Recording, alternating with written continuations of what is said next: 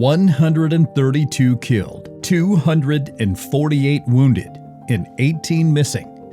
These were the shocking losses reported from only one side of the battlefield during the Vietnam War. We are talking about the Battle of Ia Drang, a historic clash between the United States Army and the People's Army of Vietnam.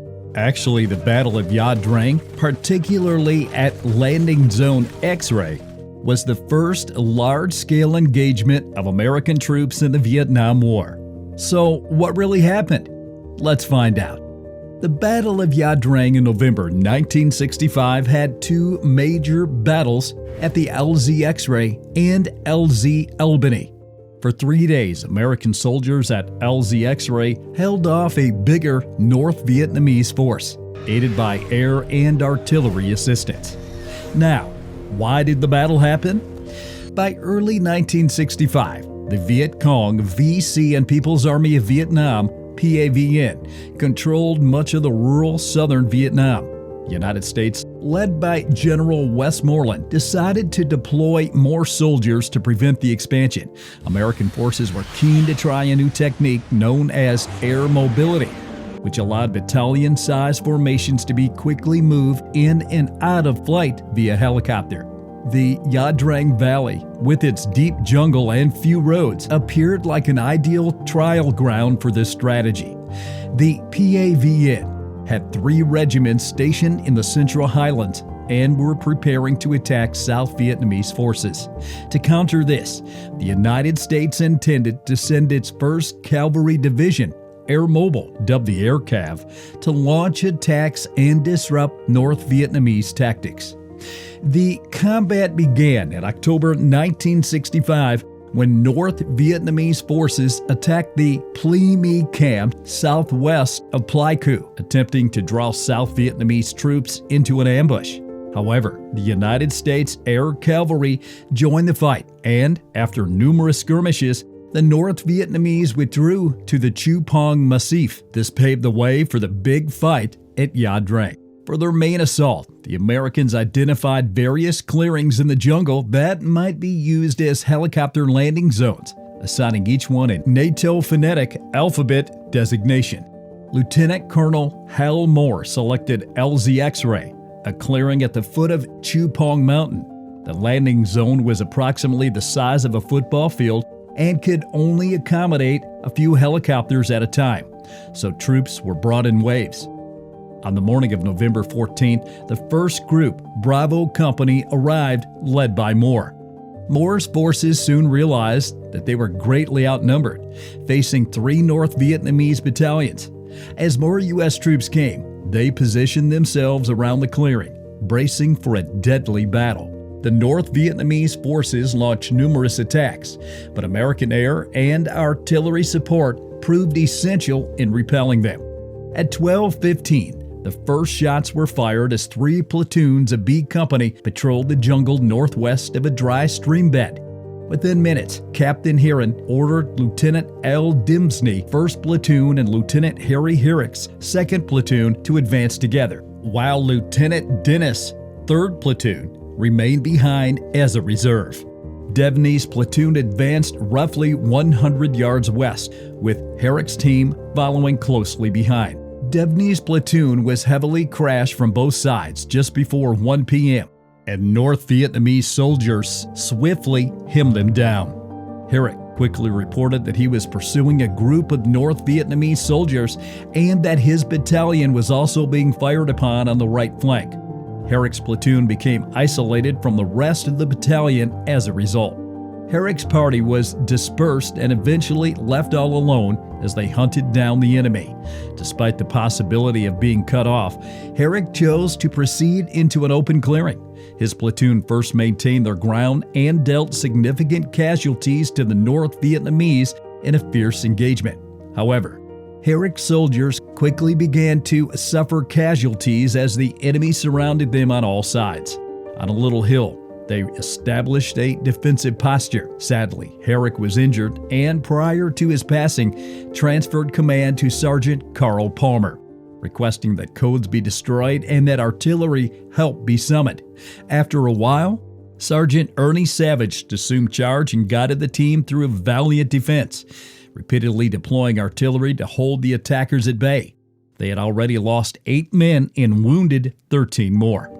Savage's leadership, combined with the valiant efforts of their medic, kept the squad alive on the hill despite constant attacks. One of the men, Specialist Galen Bumgum, later remembered how they placed ammunition in front of them for easy reloading and were unable to construct foxholes owing to the heavy bombardment. The rest of the 1/7th Battalion fought to hold their ground, but Captain Bob Edwards' C Company arrived around 1:30 p.m. to form positions on the south flank. Lieutenant Colonel Moore ordered air and artillery strikes to stop the North Vietnamese advance. Lieutenant Bob Taft's 3rd Battalion. The company was heavily assaulted and Taft was killed in battle. Sergeant Lorenzo Nathan took command, halting the enemy's assault. Captain Nadell immediately dispatched Lieutenant Joe Marm's 2nd Platoon to reinforce B Company, which maintained their ground under heavy fire, forcing the enemy to retreat.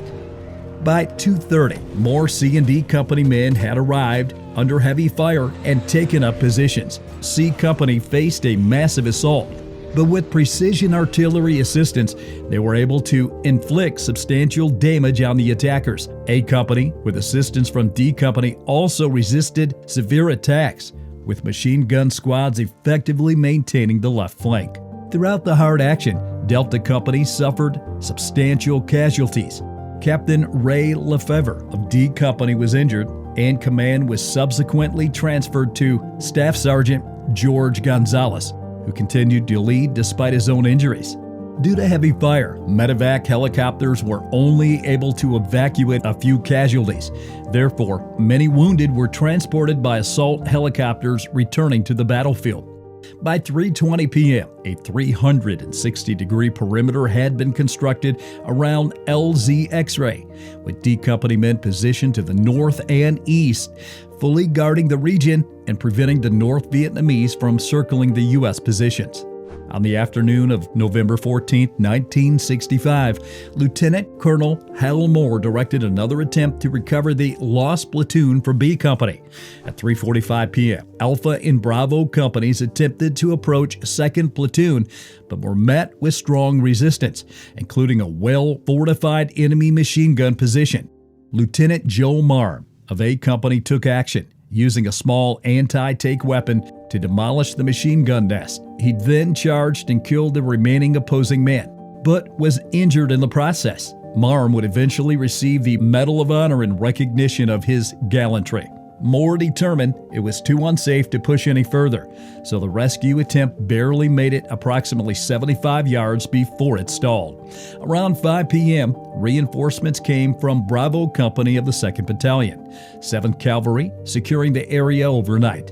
Moore's unit had suffered heavy casualties by dark, with B Company losing 47 men, A Company losing 34, and C Company losing 4.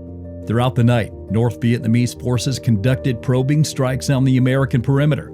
Coordinating by Bulges, Sergeant Ernie Savage, who had taken command of the cut-off 2nd Battalion, guided his men through 3 major assaults. They held their ground, aided by artillery, grenades, and rifle fire, and miraculously suffered no further losses that night. Moore gave the order for patrols to look for enemy forces at 6:20 a.m. on November 15th. But they quickly came upon a sizable contingent of North Vietnamese soldiers. An estimated 200 enemy forces rushed C Company from the south in a matter of minutes, approaching close enough to breach their defense. Officers Lieutenant Neil Kroger and Lieutenant John Gagan were killed while attempting to rescue a wounded soldier. Were among the many casualties sustained by C Company. As the PAVN resumed their assault, Moore ensued a distress call, Broken Arrow, which summoned all available air support to the battalion's defense. Heavy airstrikes and artillery fire helped push the North Vietnamese back, but a napalm strike unintentionally hit some American positions, resulting in further losses. By the end of the attack, Charlie Company had lost 42 soldiers and injured 20 more. Moore organized a final drive to reach the missing platoon after receiving reinforcements from the 2nd Battalion, 5th Cavalry. The rescue crew, led by Captain Joel Sugdeney's Alpha Company supported by fire, eventually reached the unit. One of the 29 guys in Sergeant Savage's platoon, 9 were killed and 13 were injured. On the afternoon of November 15th, the United States launched large B-52 airstrikes near LZ X-ray to target enemy positions in the area. The airstrikes lasted many minutes, hampering North Vietnamese movements and averting additional large-scale attacks. Over the next 2 days, U.S. forces fought off numerous nocturnal attacks. With the North Vietnamese employing close-range human-wave tactics, Sergeant Willard Parrish of Charlie Company received a Silver Star for using his machine gun and a sidearm to repel attackers who approached within 20 yards of his position. By November 16th, the battle was coming to an end. As the North Vietnamese began to leave, U.S. forces held their ground. The American lines were secured, and the evacuation of the wounded and dead began. Moore's unit was forced to retreat as reinforcements arrived, bringing the fight at LZ X-ray to an end. In the end, the United States took tremendous losses, with 79 killed and 121 injured during the 3-day assault at LZ X-ray. According to American estimates, the North Vietnamese lost approximately 634 men, though this figure may be overstated.